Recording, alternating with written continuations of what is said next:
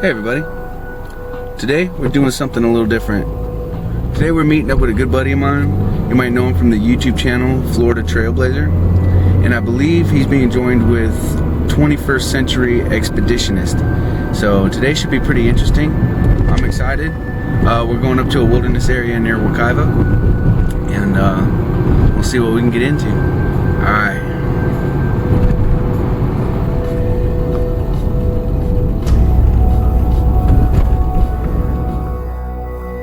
Hey guys, today we're doing something a little different. Like I said earlier, I'm hanging out with my good friend here from Florida Trailblazer. You might have checked out his YouTube channel. This is a good buddy of mine from 21st Century Expeditionist, and today we're going to go and explore some Indian Mounds. You guys have anything you want to add? Yeah, it's a beautiful preserve here. Lots of history and plenty of places to roam, so looking forward to getting out there with you guys and checking out some of the sights. Alright, sounds good. Anything Yeah, there's nothing like being out in nature. Yeah, nothing like it. This is a stage fright? What is this? What is it? No, No, I'm just kidding. Early in the morning, I guess. Yeah, it is pretty early, so. Nice and hot already. Yeah, it's already hot, so I say we get moving. What do you say, guys? Let's get it going. All right, let's roll.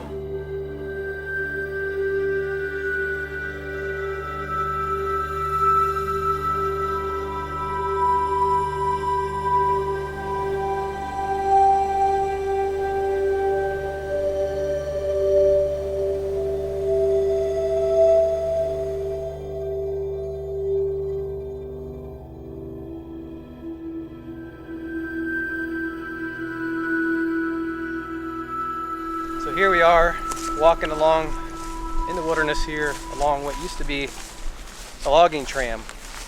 Many years ago, these areas were very popular for logging. So Jeremy, you want to tell us more about some of the trees they would log out? Well, mainly in this area, they logged out the big cypress trees that could live up around 4,000 years or so. Some of them, they say, were 8, 9, even 12 foot wide, according to some of the loggers' descriptions of them. You can see the stumps that are left behind out here as well. There's a lot of them here. They logged in here in the late 1800s and the early 1900s, mainly out of the town of Markham and Ethel. But also there's, the main wood they brought out of here were the cypress and also basswood. They would use the basswood to make cigar boxes. Yeah, I really appreciate you guys having this knowledge of these areas. Yeah, I'll come out here and just enjoy, oh, this place is really nice, but I don't know anything about it. So that's why I appreciate you guys' channels, because you guys really bring forward that extra bit of flair that people really look for. And why are you out here? And it's like, well, I'm out here to explore the history of it. So Yeah, but we also enjoy the wilderness as well. It all comes together for me when I'm out here. The wilderness and the history, it's all one to me. Yeah, there's a lot of history in these parts. Native Americans used to live along the river here, the run, the Wekiva River. Part of the freshwater Kamuqua Indians. They're not sure exactly which tribe they were, but approximately around the time of King Arthur. oh wow. Was when the natives, according to archaeologists, lived in this area.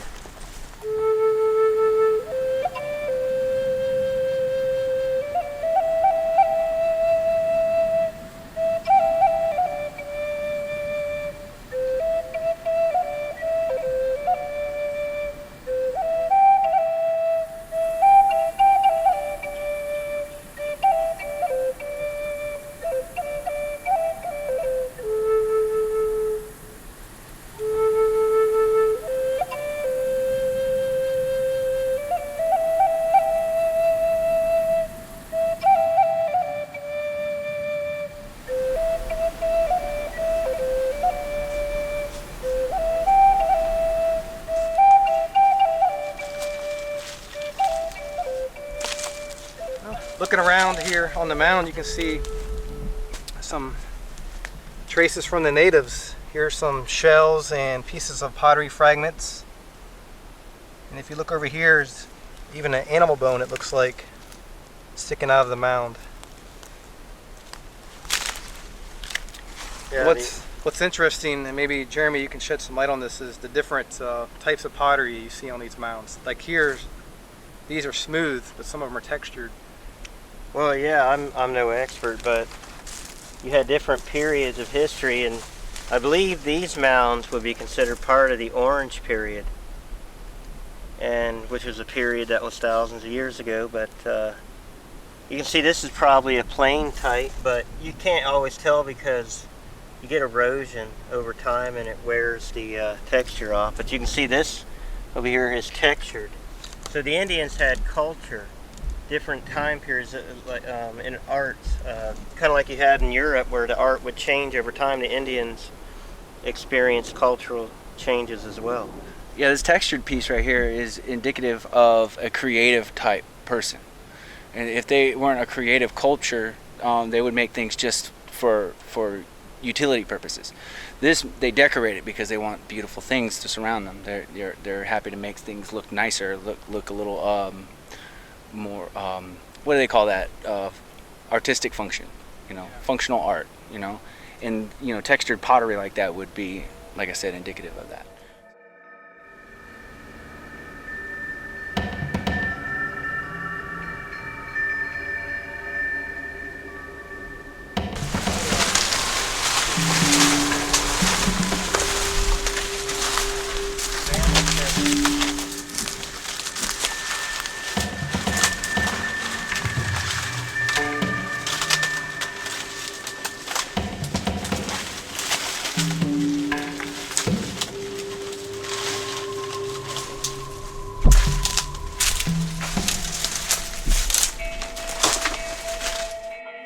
Hey, check this out. We've been tromping around through these woods for about an hour and a half looking for this other mound, and these are really hard to find. The only way that you can do it is go off trail and get lost. And this is really, really fascinating because this mound doesn't look like it gets, explored very much. We come across this little spot right here, and it's illuminated like something out of Indiana Jones. And I kid you not, there are pottery shards just everywhere in here. And these are laying here just like this. You can see the curvature in this one. These are literally right on top. It's amazing. Yeah, and there's shells everywhere, and it's neat because you can see the layers of the shells here in the mound. If you look closely, you see deposited everywhere. And there's an interesting rock you saw as well. Yeah, this here, I guess, is a piece of limestone, I guess. You can see where they've flecked off pieces of it to what I think look exactly like flint knapping. You can also see little bits of crystal in here on either side of here. And this is actually an amazing find right here because it's kind of hard to find really nice flint knapping rocks in this area. So this is really, really cool. All right, let's go check out that other thing. Yeah.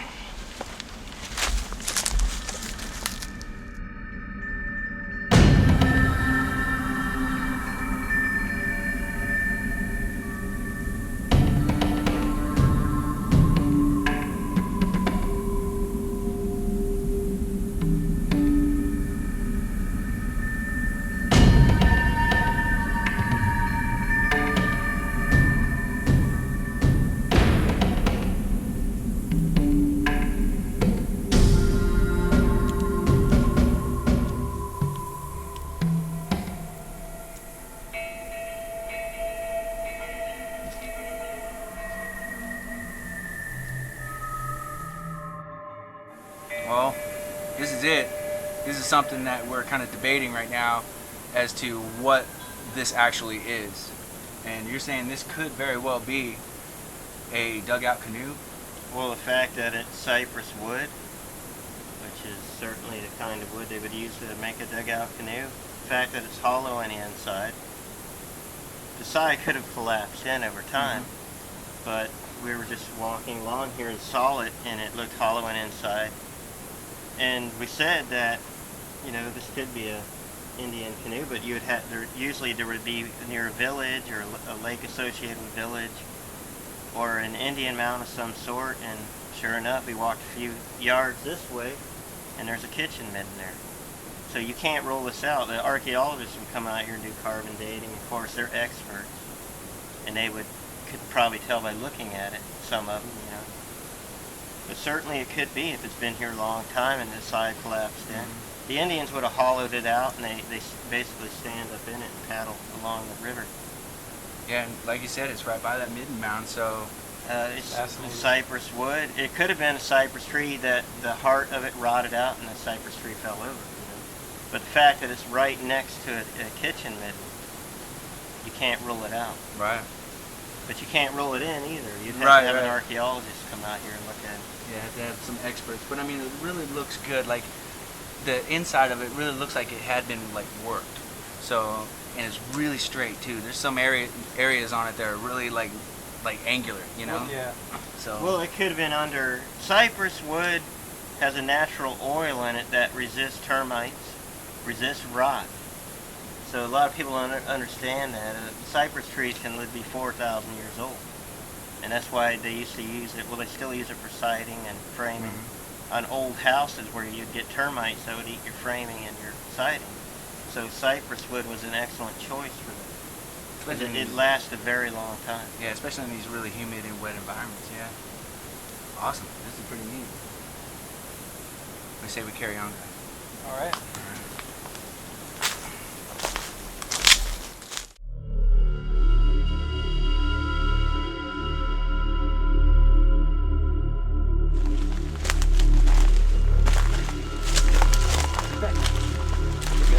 Irma damage right here.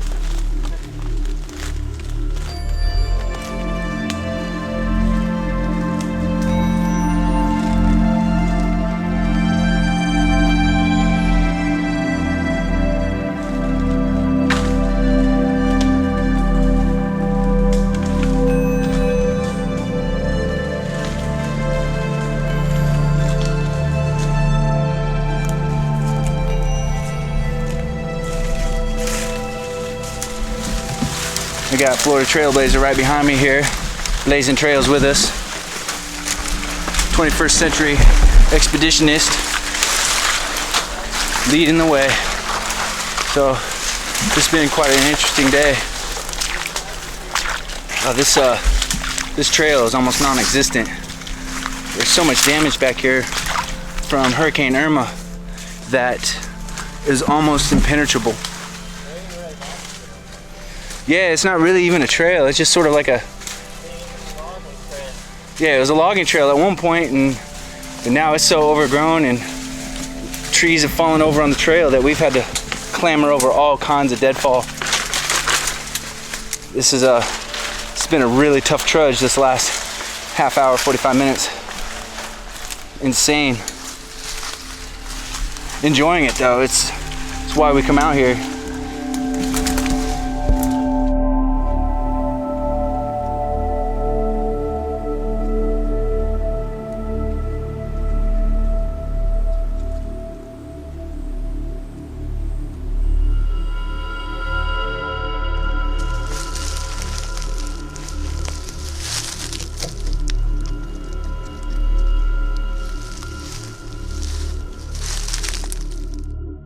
Hey guys, thanks for inviting me along today, man. It was a real honor to hang out with you guys today.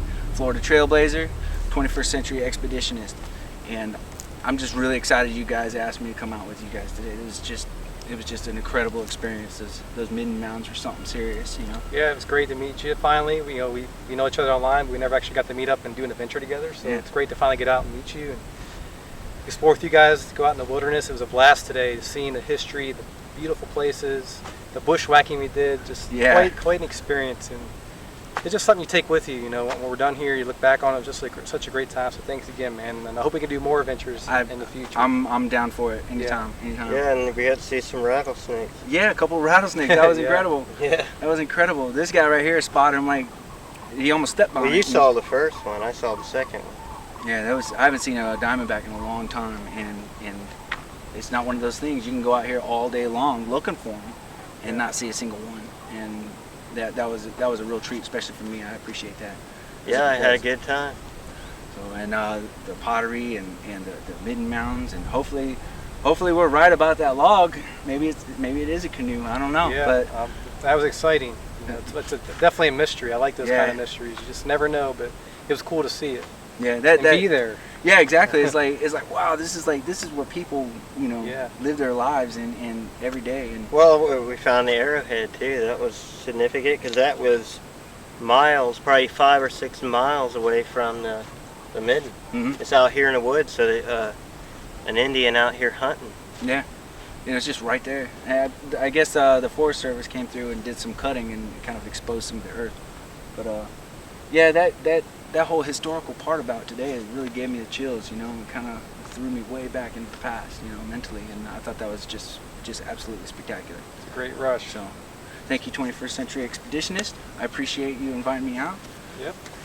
And Florida Trailblazer. Yeah, I my appreciate pleasure, it. man. We're gonna Been definitely great. do this again. So, all right, guys, and like I said, I appreciate it. Take care, and thank you guys for watching. We really appreciate your support. Check these guys' channels out, and I'll put the links in the description, and you won't be disappointed. They do really good stuff. All right, guys, take care. See ya.